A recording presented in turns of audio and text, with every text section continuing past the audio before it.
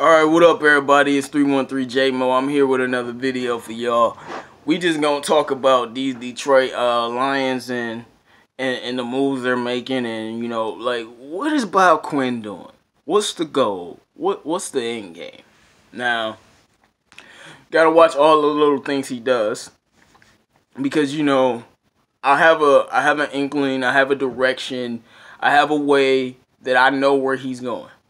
But, I need more information, more things to come up, for me to be standing firm on that. But regardless, I think right now, Bob Quinn, as I said on, the show that we on, the round table, every Tuesday and Thursday with Luke G, Noble Sports, and the Gridiron Blitz, Derek P. Fields. Shout out to y'all, man. And shout out to my boy Nomus Johnson, man. He just made a nice video about Rashawn Melvin. Go check that out. What I told them, it's a lot of smoke screens right now. Right now, Bob Quinn is throwing out a lot of smoke screens. He's really trying to confuse these teams on the direction that we've been going in. We got Flowers and Amendola and a tight end, and and a cornerback.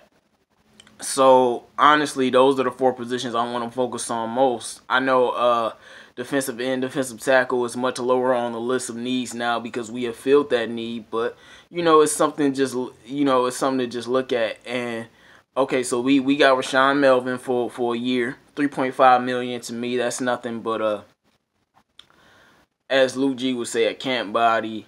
That's nothing but a depth move. That's nothing but I don't think he's gonna be the starting corner. I don't even think he's gonna be competing for the job. I pray he's not. Rashawn Melvin is nothing special.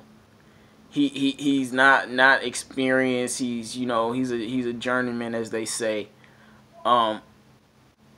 He's just a depth move. So I don't want Lions fans getting up in arms about that. But what that does tell me is Bob Quinn has more faith in our secondary, mainly the cornerback position, because I like our safeties. Diggs, Tracy Walker, he'll have some up and downs, but for most part, Tracy Walker's gonna be great. Like, he will have some up and down. I tell Lions fans this, and then y'all go at these players later. Tracy Walker will have some ups and downs. Do you hear me? That means getting fried, okay? Hey, I'm saying that so madly because I tell you people they'll get cooked because they young. And then they get cooked, and then y'all still go at the hit. Tracy Walker will have some growing pains, but he will be fine. Now, I'm not saying, like, he's going to get destroyed, but no, he's going to get cooked a couple times by these experienced QBs and receivers. It's going to happen. We just got to trust Matt Patricia to put people in positions for success. Now, it's telling me that Bob Quinn has a lot more confidence in our cornerbacks than I do. He really believes in Justin Coleman. Now, this definitely telling me Justin Coleman is the #2 quarterback. So, whether it's Tees in the slot, Agnew in the slot, that's who's going to be the slot. Sometimes we have the safety come down, and that switches things a little bit. Safety in the box, that's kind of like a extra cornerback or linebacker, depending on the coverage. But it's telling me he has faith in Justin Coleman. He has faith in these guys because of Rashawn Melvin. That's nothing but if everybody get hurt, we throwing you out there. I mean, he played for the Raiders, had 1 pick last year, only started in 7 games, had 50-something tackles. Nothing special. I actually hope he don't make the team. But that's just me. Now let's talk about Logan Thomas. A lot of times I like to talk to other fans from other fan bases. Now, what I think of Logan Thomas is the same thing. He's just a depth move. He's just somebody that's on a 90-man roster that's probably not going to make the team. We going to give him a chance to compete. And if you make the team, you make the team. It is what it is. But a lot of Bills fans really, they like Logan Thomas. And see, you gotta one thing we gotta realize when talking to other fan bases is the people that they like them for a reason, man. Like, if somebody got Golden Tate, you know what I told Eagles fans? I was like, don't think that he's what he was in Detroit, but he's still solid and he can make some plays for y'all. But the Eagles didn't use him right, and he didn't make a play for them. So, if we was to lose like Darius Slay is a Pro Bowl, but if we was to lose like a Quandre Diggs, or just somebody that we know is great, for our team and another team got him, what we gonna say? He's trash? No, we gonna be like, nah, he was solid for us. We said we had to lose him. And you know, a lot of Bills fans like Logan Thomas, so I think that's something to watch. And if he makes the team, then that's something to watch. Cause you gotta remember, fan bases is not winning like the Bills, like us. We hard on people. So the Bills fans actually like Logan Thomas. He's very tall. He can catch the ball. We getting a lot of we getting real tall out here. I was tired of us being small, and remember I said I'm tired of these soft, light-skinned receivers. I told y'all we done got some of them out here. Hey man, it is what it is. Let's talk about Manti Te'o. I don't want Manti Te'o on this team, and I with the same ilk. If Manti Te'o is good enough to make the team, he makes the team. What am I gonna do about it? But as we was talking about in the round table, Manti Te'o made the team. That means we ain't getting a linebacker, and if that's the case, Manti Te'o, we need to fly you to a different country because we need a linebacker in this draft. We need a linebacker in this draft. We need a linebacker in this draft. Way more than a cornerback because I would love to have Byron Murphy and Khalil Hodge in the first round, but like, Luke, we need a linebacker bad. Because I just don't think people realize how linebackers can change the whole complexity of your defense. You know, the defensive line gets credit, the secondary gets credit, but that middle, like a lot of these elite defenses in the last 5 years have elite linebacking cores. Elite. From Jacksonville to Minnesota to the Bears. What was the other team I was thinking about? Oh man, I just thought about them. I can't remember. It was another the Broncos. Like, look, man, you need that linebacking core. You need them because this is what the linebacking core does. Besides being on being on slot corners and stuff.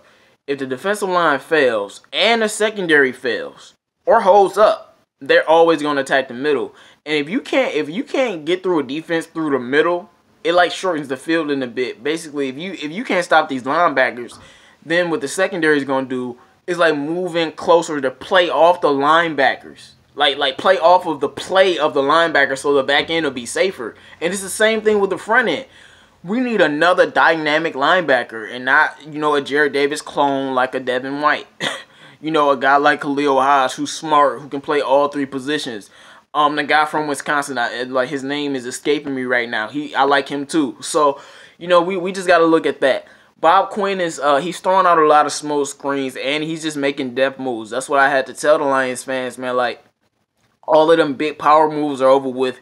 This is a lot of depth moves, so it's no point in looking at them under a microscope with a fine-tooth comb at every single little move because a lot of these are depth moves. Now, if we sign a running back, that's something to look at. Speaking of running backs, Malcolm Brown got matched by the Rams, and I'm actually happy with it. I didn't want Malcolm Brown a lot as some other people, and I just feel like some Lions fans, they just look at the name and look at what they think they are, and then they go off of that. They don't look them up. They don't look at film. They don't analyze their number. They don't do none of that. Malcolm Brown, he ain't nothing special, bro. Like, he's not what I would want as a third running back. I still would have rather had a Talvin Coleman. Isaiah Crowell is still out there. I still would rather have Isaiah Crowell. But, maybe that's not the type of running back. We're looking for a more power type back. And if we got to go and get that in the draft, it's cool. Lions re-signed Andrew Donal, a tackle. You already know that's a depth move. Just adding on the 90-man roster. It is what it is. Now that we done got all of that out the way, let's talk about the draft just for a few seconds. What are we going to do now? First round, if we stayed at 8 and we weren't trading back, it's 3 positions. Linebacker, tight end, and offensive lineman. The offensive lineman would be the guy Jonah Williams or the guy from I think he's from Florida. I can't even remember where he's from. Cody, whatever his name is.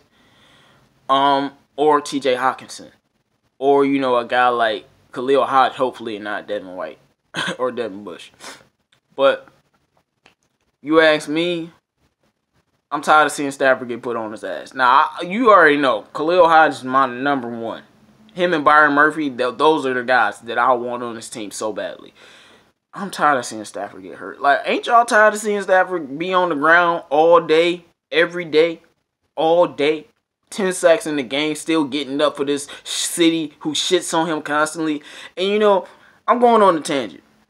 All these quarterbacks, I keep saying this, and it's like Lions fans still talk to me as if, in my comments, as if y'all don't hear what I'm saying. All these quarterbacks that you want would die here, would be injured, carted off on a fucking flatbed. Excuse my French, man. Y'all making me mad. These quarterbacks would not. If your name not Brett Favre or Eli Manning, you not surviving in Detroit. Do y'all get it? Do y'all get what quarterback? Stafford's age, because Mariota got sacked a lot, but he's young and he got hurt. Can take 10 sacks from the Minnesota Vikings and just get up and play next week, and take 7 more sacks and get up and play the next week. Stop talking to me, man. Regardless of that, I'm just so sick of y'all fans sometimes, man. It's good, man. It's all love, man. But we just gotta be smart about this, and you know, we gotta do research, and we gotta actually investigate. And you know, look, man, opinions will always fly when talking about the Detroit Lions, but you know, can we actually do some research, look up some stats, find out how good these players are, and look at other complexions of other teams that are winning, because every other team that wins has an O-line and a run game. Like, they don't even need a defense. Patrick Mahomes didn't need one.